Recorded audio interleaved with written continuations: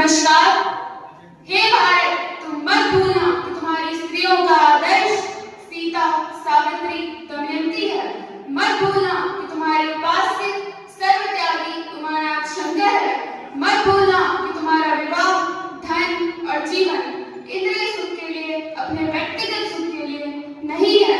मत भूलना कि तुम जन्म से ही माता के लिए बलि स्वरूप रखे गए हो। तुम मत भूलना कि तुम्हारा समाज उस विराट महामाया की छाया मात्र है। मत भूलना कि नीच, अज्ञानी और दरिद्र तुम्हारे रक्त हैं, तुम्हारे भाई हैं। हे वीर, साहस का आश्रय लो, गर्व से कहो कि मैं भारतवासी हूँ और प्रत्येक भारतवासी मेरा भाई है। कहो कि अज्ञानी भारतवासी, दरिद्र भारतवासी, ब्राह्मण भारतवासी, चांडाल भारतवासी सब मेरे भाई हैं।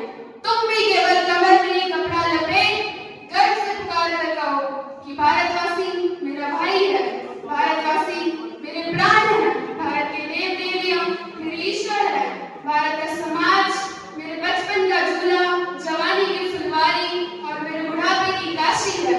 भाई बोलो कि भारत की मिट्टी मेरा स्वर्ग है, भारत के कल्याण में मेरा कल्याण है और रात दिन कहते रहो, हे गौरीनाथ, हे जगदम्बे, मुझे मनुष्यत्व दो।